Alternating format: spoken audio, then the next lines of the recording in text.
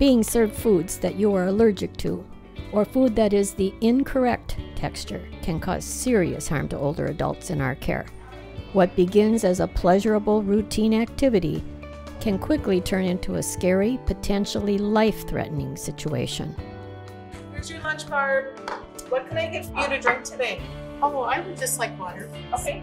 There are 2 simple actions you can take to ensure you are always serving a safe plate and keeping residents safe from harm: pre-meal huddles and dietary safety pauses.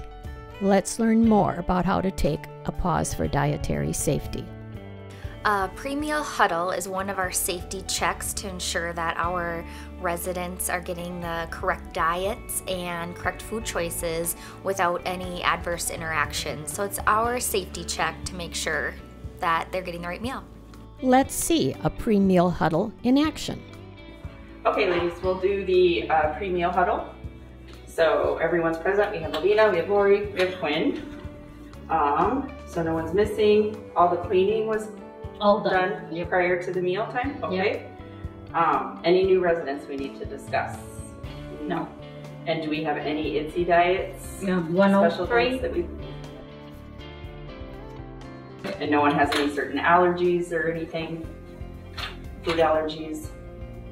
210, no broccoli, no whipped cream, Okay. or no cottage cheese. Okay, so is that a lactose issue or that's just a preference? Just a preference. It's just a preference. Perfect. Okay. Then we have no ITSE diet issues. We discussed everything, so that's good. So we'll serve lunch. Although you can customize your huddle for your organization, here are a few tips. 1.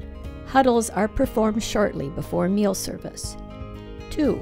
A lead role is assigned to run the huddle. 3. All involved team members should participate.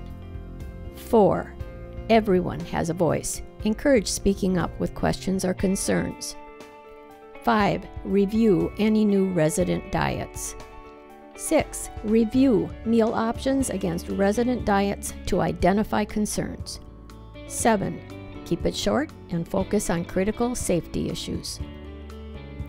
While a pre-meal huddle is completed a short time before meal service, a very brief dietary safety pause is conducted while the food is being dished up as a final opportunity to stop the line to prevent a possible safety event.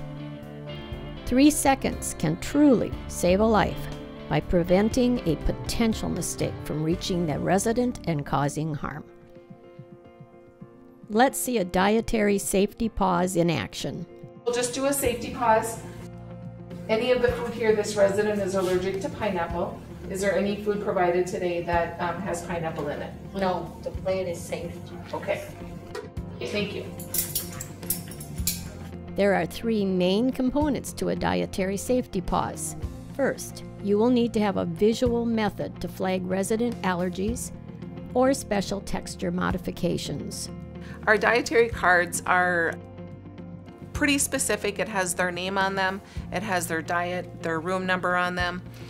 If there are any allergies, any adaptive equipment that they might need, any specific likes, dislikes that they might have. Our ITSE diets, those are our special texture diets. And so these cards are a little bit bigger, so they stand out a little bit more for all of our staff to notice that there's a special diet texture. So staff are able to see pretty clearly what is necessary for this resident. This will serve as a visual reminder to conduct the safety pause. Second, 2 designated staff, such as the dietary aide filling the meal order and nursing aide taking the order to the resident, completes the dietary safety pause for residents with flags. Third, it is important to conduct regular observational audits to ensure the dietary safety pauses are occurring, staff are engaged in the pause, recognize staff for practicing safety behaviors, and provide just-in-time coaching as needed. Now let's break down the dietary safety pause steps. 1. Just after plating resident order, staff who will be serving the plate calls for a dietary safety pause. 2. Staff calling for the pause and the staff dishing up the plate. Pause. 3. Staff calling for the pause reviews the flagged diet modification. 4. If there is a food allergy flag, they state, the resident is allergic to strawberries. Are there any foods being offered that contain strawberries? 5. If the resident is on a modified texture diet, they state, the resident is on a level 4 puree diet. Is there any food being offered that is not the correct texture? 6. If the answer to either question is yes, both staff stop the line. Why is it important to also do a dietary safety pause in addition to a premeal huddle? Much like a surgeon does timeouts during a surgery to ensure that we were all taking a moment to just stop and pause and make sure that our residents' safety was number one. They were getting the foods they ordered, but it was also safe for us to deliver it to them.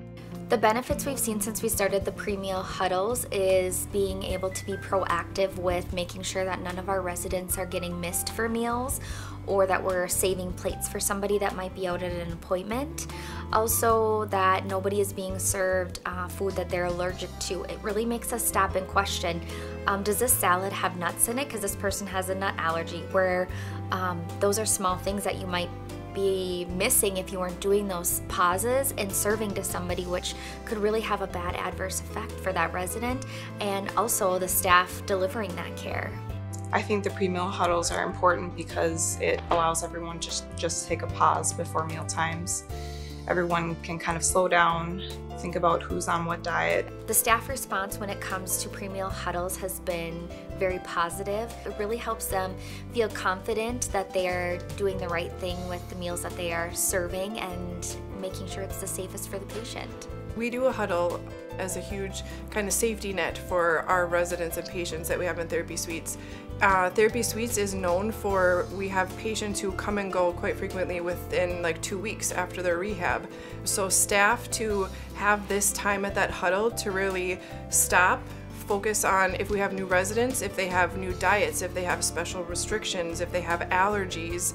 That's a huge step to make sure that we can avoid any mistakes. And there have been times when we have had those good catches that really exemplify like why we're doing this. It doesn't really take much more time when it comes to serving meals, and an adverse event would cost you a lot more of your time than it would to just be proactive ahead of time.